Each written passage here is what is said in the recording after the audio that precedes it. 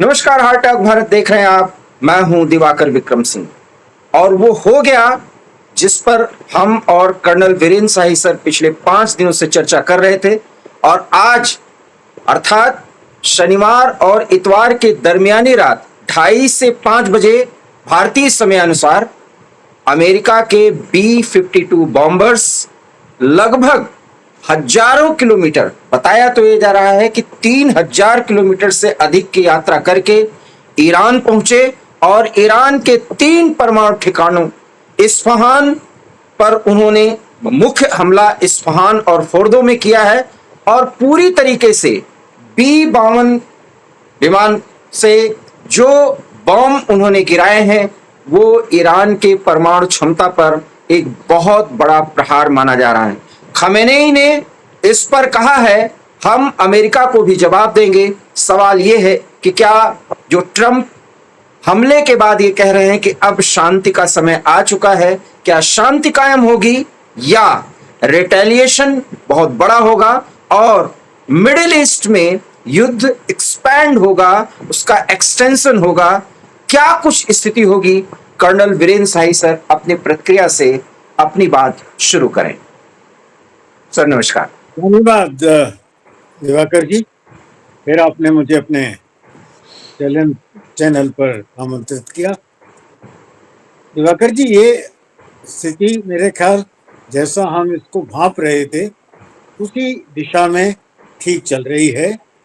और मुझे ऐसा विचार था कि जब ट्रंप 2 हफ्ते का समय और कह रहे थे और जिस तरह विनाश इजराइल में हो रहा था, डैमेजेस हो रहे थे, इजराइल का डोम काम नहीं कर रहा था ज़्यादा क्योंकि इतना ओवरवेलमिंग अटैक्स थे और हाई रेंज के थे जिनको आयरन डोम की जो रोकने की क्षमता है वो नहीं रोक पा रही थी। मुझे लग रहा था कि ये 2 हफ्ते पूरा शायद रुकेंगे नहीं और उसमें एक सरप्राइज भी रहेगा कि जब दुनिया गेस कर रही है कि शायद 2 हफ्ते और उनकी अनाउंसमेंट तक कुछ नहीं होने वाला, उसी दिन अचानक पता चले कि ये कुछ हो गया। तो ऐसा हुआ और इस तरह के हथकंडे आमतौर पर युद्ध में होते हैं। हमने भी यहाँ पर वो सायरन वायरन बजाने शुरू किए थे और ब्लैकआउट करेंगे और ये करेंगे, वो भी इशारा ये था कि शायद हाल फिलहाल कुछ नहीं होने वाला, जो हो गया। सर जिस तरह से फोर्डो और इस्फहान को निशाना बनाया गया है और साथ ही साथ नतांज में हमला, और ये तीनों हमले जो हैं वो B-52 से किए गए और जो बॉम्ब्स गिराए गए वो 200 फीट गहराई तक जा करके उस अपने टारगेट को नष्ट कर सकते हैं जिसको वो अचीव करना चाहते थे। और ऐसा अमेरिका ने कर लिया। ये बाकायदा प्राइम मिनिस्टर, माफ करिएगा, प्रेसिडेंट ट्रंप ने घोषणा भी कर दी। और ये सब कुछ जब हो रहा था तो वॉर रूम में उनकी पूरी टीम बैठ करके इसका निरीक्षण भी कर रही थी, अर्थात प्रिसाइज अटैक और बिल्कुल सटीक निशाना। लेकिन खबर यह है, जब मैं आपसे बात कर रहा हूं, इजराइल के 10 शहरों में ईरान ने मिसाइलों की बरसात कर दी है। देखिए, 27 मिसाइल अभी इसके बाद फायर किए हैं ईरान ने, जिनमें से 17 को ब्लॉक कर लिया है इजराइल के डिफेंस सिस्टम ने और 10 ऐसे हैं जो कि टारगेट पर लगे हैं, कुछ हाइफा में और कुछ तेल अवीव में जी। और उनसे डैमेजेस स्वाभाविक है हुआ है। तो कितना हुआ है शायद वो भी पता चल जाएगा। और जैसा आपने कहा कि प्रेसिडेंट ट्रंप की टीम देख रही थी, मुझे याद आ रहा था बहुत वर्षों बाद, 5-6 हजार वर्षों बाद संसार प्रगति के उस स्थल पर पहुंच गया है जो महाभारत के समय में भारत में था। सर अब मैं आपको सैन्य दृष्टिकोण से कुछ बातों पर प्रकाश डालने के लिए प्रेरित करना चाहूंगा। सर आपसे अनुरोध भी करूंगा, ये जो अटैक हुए हैं, अमेरिका का जो दावा है कि हमने परमाणु क्षमता खत्म कर दी है, ईरान ने कहा कि अभी तो शुरुआत है, इसके क्या मायने हैं? देखिए, ईरान ने ये भी डिक्लेयर किया था कि हमने अपना जो एनरिच्ड यूरेनियम था और हैवी वाटर, इनको शिफ्ट करके दूसरे सुरक्षित स्थान पर ले गए हैं। हम्म। अब उसमें कितना सच है, ये तो समय बताएगा, उभर कर जरूर आएगा। हम्म। और दूसरी बात ये कि ये जो B-52 से जी। बॉम्ब डाले गए हैं, इनकी क्षति क्षमता जमीन की सतह से 200 फुट होती है, जबकि रिच यूरेनियम के जो स्टॉक्स थे वो जी। 300 से अधिक फुट गहरे थे, जिसके लिए 12 बॉम्ब्स का प्रयोग किया गया। उसका एक के पीछे बैक टू बैक जब जाते हैं, एक 200 फुट तक का गड्ढा करे, दूसरा उसके आसपास करे, तो इतना एरिया मिल जाता है कि तीसरा, चौथा, पांचवा, छठा कोई ना कोई बॉम्ब उस गड्ढे में जाकर और 200 फुट और गहरा चला जाए। कहा तो यह ये भी जा रहा है संभव सर है। कि इसी एरिया के इर्द गिर्द, ऐसा नहीं कि कोई एक प्रिसाइज प्लेस हो जहां पर वो अटैक किया जाता, कि अयतुल्ला माफ करिएगा, अली खामेनेई भी छिपे हुए हैं। और अगर ये अटैक इतना प्रिसाइज था, और जैसा कि ऐलान भी किया जा रहा है अमेरिका की तरफ से कि हमने अपना काम कर दिया है, B-52 बॉम्बर्स जो है वो फोर्डो, नतांज और इस्फहान, ये 3 स्थान हैं, यहां पर अटैक किया और उन साइट्स को नष्ट कर दिया। आप भी बता रहे हैं कि अभी भी उनके कुछ न्यूक्लियर आर्सेनल कहीं और जगह हो सकते हैं। क्या इसकी खोज में अमेरिका या इजराइल होंगे, या इन दोनों ने यह मान लिया है कि हमने ईरान की ताकत को खत्म कर दिया है? मैं समझता हूँ इतनी इंफॉर्मेशन पिन पॉइंटेड तो मोसाद को दे देनी चाहिए थी, और अगर वो शिफ्ट भी हो रहे होते तो शिफ्टिंग का भी समाचार मोसाद के थ्रू पहले आ जाता। B-52 का प्रयोग एक ही जगह किया गया है, बाकी 2 जगह पर जो सी रूट से मिसाइल फायर किए गए हैं, हम्म। तो उनके द्वारा क्षति पहुंचाई गई है, क्योंकि उनकी गहराई इतनी ज्यादा नहीं। जी। दिवाकर जी, यहाँ मैं सोचना फर्दर ये चाहता हूँ कि अब ईरान का रिएक्शन क्या हो सकता जी। है, जी। जी। क्या उनकी क्षमता है। तो जैसा पिछले कुछ दिनों से आ रहा है कि उनके पास लगभग 2000 मिसाइल्स का स्टॉक बाकी है, उसमें से लगभग आधे ऐसे हैं, या आधे से कुछ कम, जो कि इजराइल तक पहुंच सकते हैं, जिनमें से 27 का प्रयोग उन्होंने आज सुबह कर लिया। हम्म। जो बाकी उनके मिसाइल हैं, वो जो अमेरिकन फैसिलिटीज उनके इर्द गिर्द हैं, और वो कम नहीं हैं, 19 या 20 हैं, उनके ऊपर जो बेसिस अमेरिका ने इर्द गिर्द बनाए हुए हैं, हम्म। और जो अमेरिकन शिप्स हैं, जी। जी। वो उनके ऊपर कारगर हो सकते हैं।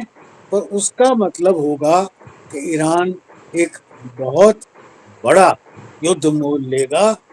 क्या वो ऐसा करना चाहेंगे, या केवल इजराइल पर ही अपना क्रोध और रिएक्शन दिखाकर शांत हो जाएंगे?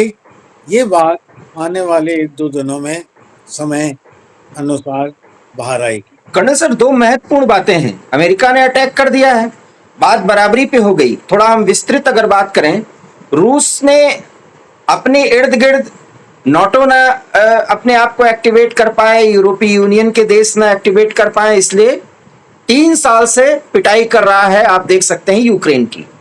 और हालांकि बहुत कुछ कब्जा भी कर लिया है रूस ने, और बहुत पिटाई कर रहा है। क्या अमेरिका का इन्वॉल्वमेंट लंबा हो सकता है, या रूस से सबक लेकर के ट्रंप अटैक के तुरंत बाद ऐलान कर रहे हैं कि बस अब शांति आ जाएगी और शांति वार्ता होगी? ऐसे में सवाल यह उठता है कि अली खamenei को बदलने की बात अब की जाएगी, या इसी रिजीम से बातचीत करने की पहल की जाएगी? देखिए, रिजीम का मामला तो ईरान ने, उनका इंटरनल है, और उन्होंने खुद अपने आप को साबित करना है। जहां तक खamenei का सवाल है, मैं समझता हूँ मुझसे भी शायद 3 बरस 4 बरस बड़े हैं, तो एक उस सीमा पर आ गए हैं। चार्ज उन्होंने दे दिया है, उत्तराधिकारी उन्होंने नॉमिनेट कर दिए हैं। शायद ये समय आ गया है कि वो जीते जी अब शायद या तो रिटायर करें अपने आप को या कहीं प्रस्थान करें, जैसा कि हम कुछ अरसे से पहले कह भी रहे हैं। डिस्कस कर और कर आप चुके। तो बराबर ये कह रहे हैं कि संभावना ये है कि वो रूस रूस में शरण पाए, या रूस उन्हें अपने यहाँ शरणार्थी बना करके बुला ले, शरणार्थी गेस्ट के तौर पे। हाँ, असाइलम के तौर पर जाकर वहाँ रह सकते हैं। बाहर से रहकर इन्फ्लुएंस भी थोड़ा बहुत कर सकते हैं, पर ये फैसला ईरान की जनता को लेना है और ईरान की जनता ख़ामेनेई के रूल के जो तरीके हैं उनसे ज़्यादा प्रसन्न नहीं है। सर, खबर यह भी है कि खमेनेई को इतने दिन तक युद्ध लड़ते दिया गया। एक दो बार उन्होंने जो तकरीर की है अपनी जनता से, खमेनेई के प्रति संवेदनाएं बढ़ रही हैं। मतलब वो एक बहुत लोकप्रिय धार्मिक नेता के तौर पर और ईरान के सर्वे सर्वा के तौर पे अब उभर रहे हैं। और उनकी उम्र भी 86 साल हो गई है। वो ये कह भी रहे हैं कि अगर मैं मर भी जाऊं तो भी ईरान का स्वाभिमान नहीं गिरेगा। और उन्होंने एक टीवी एंकर का उदाहरण दिया कि कैसे अटैक के बाद वो फिर अपने काम पर आ गई, इसलिए ईरानी स्वाभिमान नहीं गिर सकता। और इसके कारण से जो पब्लिक गैदरिंग हो रही है उसमें सब कफन ओढ़ करके सामने आ रहे हैं। तो रिजीम चेंज करना बड़ा मुश्किल लगता है ऐसे में। देखिए, ये कट्टरपंथी समाज तो है ही, शिया हो या सुन्नी हो, जी। और खमेनेई शिया के एक बड़े जाने माने लीडर हैं। शिया समुदाय में उनका बहुत सम्मान है और उनकी बहुत फॉलोइंग है। जी। ये बातें तो समझने वाली हैं। तो उसके बाद ये बातें भी समझने वाली हैं कि उनका जो पर्दा और जो खास तौर पर स्त्री समाज के प्रति जो उनकी धारणाएं हैं और जिस तरह से फीमेल सिटीजन को बुरे हाल किया गया और जेल में रखा गया, यातनाएं दी गई, सिर्फ इसलिए कि उन्होंने बुर्का नहीं पहना या उन्होंने सर खोल दिया। तो इन सब चीज़ों को देखते हुए एक मिक्स्ड सी हालत है। और ईरान एक ऐसी जगह है जिसके विदिन भी और आसपास भी कई ऐसे और एम्बिशियस ग्रुप्स भी हैं। सर, मुस्लिम उम्मा का क्या हुआ? कोई साथ नहीं दे रहा है। और पाकिस्तान के बारे में तो जरूर कहना चाहिए सर, बड़ी उम्मा उम्मा की बातें हो रही थी। देखिए, इस पूरे झमेले में मैं समझता हूँ किसी ने अच्छी तरह से डार्क ब्लैक पेंट अपने हाथ में ब्रश लेकर अगर अपने मुंह पर होता है तो वो मियां मुनीर ने। ना वो अब उमा के सगे रहे, ना शायद वो अम्मा के सगे रहे, सही बात। ना वो अमरीका के सगे रहे, ना वो ईरान के सगे रहे। वो सिर्फ अपने पर्सनल लालच के चक्कर में, मैं समझता हूँ, उन्होंने इन सबको लेट डाउन किया है। और बहुत जल्द समय साबित करेगा जब ये सब लोग इस शॉक इफेक्ट से बाहर निकलेंगे और इवेल्युएट करेंगे, क्योंकि उन्होंने अपनी सरकार को भी नहीं माना, अपने राष्ट्रपति, अपने प्रधानमंत्री को भी नहीं माना। और ईरान, जिसके लिए वो किसी समय में तो कहते थे कि हम हमला कर देंगे इजराइल के ऊपर, उनको भी धोखा दिया। उन्होंने जगह दी न सिर्फ अमेरिका के बेसिस के लिए, उन्होंने बलूचिस्तान में भी एक और बेस बनाने की अनुमति दी। इन सब चीज़ों को देखते हुए लगता है कि अब मियां मुनीर एक्सपोज हो गए हैं पूरी तरह से। और न सिर्फ वो एक्सपोज हुए हैं, पाकिस्तान का जो बेसिक चरित्र हम पिछले 75 सालों से देख रहे हैं वो भी पूरी तरह एक्सपोज हो गया। कल तक तो तुर्की के भी राष्ट्रपति एर्दोगन उम्मा को बचाने की बड़ी बात कर रहे थे, आज चुप हैं। जब अमेरिका से कह रहे थे कि अमेरिका से बातचीत होनी चाहिए, हम मीडिएशन करने के लिए एर्दोगन बहुत लालायित रहते हैं सर। एक वो भी तरीका होता है लाइमलाइट गेन करने का, हम्म। फिर वो ट्रंप साहब हों या तुर्की हों या कोई भी हों, मेडिएशन के लिए, बीच बचाव के लिए तो सामने आने में कोई स्टेक तो होता ही नहीं है। जी जी जी। और आप देखिए सर, कट्टरपंथियों की मतलब वो इतने बेशर्म होते हैं कि एक भाई दूसरे को पिटवा रहा है। अब कहेंगे को नहीं नहीं, वो तो शिया सुन्नी थे, Saudi Arabia, UAE, Qatar, Oman, Bahrain, Kuwait, सबका नाम ले लेंगे, इराक, इवन के इराक का भी नाम, ये सब इसलिए क्योंकि यहाँ पर सुन्नी ज्यादा रहते थे, शियाओं ने गड़बड़ी की इसलिए बहुत साथ नहीं दिया। अरे सब अमेरिका के खरीदे हुए हैं, 12 बेस है ईरान के इर्द गिर्द, और सब उम्मा के किसी एक सदस्य के यहां पर है, और सब मजबूर हैं अमेरिका के सामने। अब कम से कम भारत के कट्टरपंथी तो समझें कि गाल बजाना छोड़ें और सहर्ष स्वीकार करें कि एक दूसरे के वजूद को हमें समझना ही होगा, चाहे हम उससे हर बात में सहमत न हो, अर्थात विरोधी भी हो तो। जी सर। दिवाकर जी, दो चीजें उभर कर आती हैं। एक तो बाप सगाना भैया, सबसे बड़ा रुपया। जी ये अपने अपने मुल्क के इंटरेस्ट देख रहे हैं, किसको अपने देश की चिंता है, और मैं समझता हूँ वहां तक कुछ गलती नहीं। जहां तक भारत का सवाल है, यहाँ पर एक हवा ऐसी बन गई है कि विरोधाभास में आपका बदनाम होगे तो क्या नाम ना होगा। हम्म। तो हमारे यहाँ के जो मुस्लिम्स हैं, ये शिया हो सुन्नी हो, जब तक वो हमारी बस जलाकर या हमारी बिल्डिंग को नुकसान पहुंचाकर या हमारी सरकार की जो स्कीम्स या वेलफेयर प्रोग्राम्स चल रहे हैं उनमें कोई खलबली डालकर हमारे देश की रेल की पटरी उखाड़कर अगर कुछ नाम हासिल कर सकते हैं, तो उसके लिए कभी उनके लिए हमास का बहाना है, कभी उनके लिए शिया का बहाना है, कभी उनके लिए सुन्नी का बहाना है, कभी उनके लिए किसान का बहाना है, और कभी उनके लिए शाहीन बाग का बहाना है। हम्म। वो बहाने कुछ भी ढूंढ लें, अक्सर मकसद उनका एक ही होता है कि हम किस तरह से एक स्मूथ इलेक्टेड चलती हुई गवर्नमेंट के काम में अड़चन डालें, क्योंकि जिस सरकार पर हम नहीं आसीन हो सके वहां कोई और कैसे चला ले। यही कहते हैं ना सर, सेक्स चिल्ली, इसी को सेक्स चिल्ली कहते हैं। आप कह सकते हैं बदमाश, यही है बदमाशी, खुरपेच करते रहना। आप जिस उम्मा पर इतना घमंड करते थे, उस उम्मा का एक सदस्य आपके साथ खड़ा नहीं हो रहा है। अमेरिका वार्न कर करके, मतलब सॉरी टू से, मतलब अपने जो पेट्स को जिस तरीके से डांटा जाता है और पीटा जाता है, वही व्यवहार अमेरिका कर रहा है, इजराइल कर रहा है, और आप सिर्फ ये कि हम तबाह कर देंगे। और आप देखिए सर, मैं पिछले 3 घंटों से लगातार मैंने बेंजामिन नेतन्याहू के संबोधन को सुना, मैंने अमेरिका के संबोधन, राष्ट्रपति के संबोधन को सुना, इवन कि मैं अली खामेनेई जो राष्ट्र का संबोधन ही है उनकी भी बात सुना। और अली खामेनेई तो सिर्फ महान राष्ट्र, आध्यात्मिक शांति, आध्यात्मिक एकता, ईश्वर महान है। अरे ईश्वर की महानता पर आप बट्टा क्यों लगाते? ईश्वर तो महान है, पूरी दुनिया मानती है ईश्वर के सामने। आप उसके कौन से ऐसे पुरोधा हो गए जो भोले भाले नागरिकों को आप पिटवा रहे हो? ईरान की अपनी एक संस्कृति, एक कल्चर है।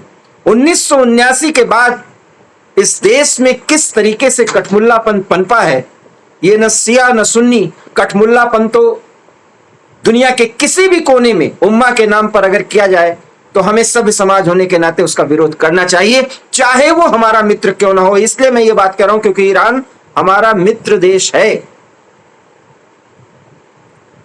इसके साथ ही दिवाकर जी, मैं फिर एक बार दोहराऊंगा कि जो इस्लामिक बॉम्ब और इस्लामिक देशों के सबसे बड़े जो वक्ता पाकिस्तान अपने आप को कहते थे, जी आज उनका खुलकर चेहरा सामने आ गया, और अब समय आ गया है कि ईरान के बाद अब इस इस्लामिक बॉम्ब की तरफ एक नीति बनाई जाए, एक संसार में क्लियर किया जाए कि ये ईरान से कम घातक या ईरान से कम नुकसानदेह नहीं है और ये किसी के सगे नहीं। फिर बोलूँगा जो कल बोला था, वो कोई सगा नहीं जिसको इन्होंने ठगा पाकिस्तान नहीं। ने ठगा नहीं। बहुत बहुत धन्यवाद सर। चूंकि हम अगली वीडियो पर भी कुछ ही घंटों में बात कर सकते हैं, क्योंकि जब मैं आपसे बात खत्म कर रहा हूं तो खबर यह है कि इजराइल के कई, खास करके उत्तरी इजराइल के कई शहरों में इस समय सायरन बज रहे हैं। मतलब अटैक ईरान कर रहा है, ये रेजिस्टेंस पावर दिखाने की कोशिश कर रहा है, लेकिन उसकी जो कहते हैं ना उड़ने की जो पंख मजबूती की ओर आगे बढ़ रहे थे, मजबूत हो रहे थे, उसको अमेरिका ने काट दिया है। क्या अब इस उम्मा के जरिए कुछ ईरान कर पाएगा, इजराइल को बड़ी चोट पहुंचा पाएगा? क्या ईरान के प्रॉक्सीज अमेरिका के कुछ ठिकानों अर्थात बेसिस पर हमला करेंगे? और अगर करेंगे तो उनकी क्या स्थिति और क्या गति होगी, इस पर हम आगे कुछ ही समय में बातचीत करेंगे। लेकिन आप कुछ कहना चाह रहे हैं सर? मैं कह रहा हूँ खंबा नौचढ़ाए। बिल्कुल बिल्कुल। अमेरिका के अगेंस्ट उनका साहस नहीं बन पा रहा। हमेशा अमेरिका के बेसिस उनके बहुत नज़दीक हैं, वहाँ कोई बड़ा एक्शन शायद नहीं अभी तक उनके समाधान में आया, और इसलिए इजराइल के ऊपर वो अपना जो बचे कुचे मिसाइल्स हैं उनका प्रयोग करके खंबा नौचढ़ाए कि बंद करते करते जितना और हानि पहुंचा सको पहुंचा।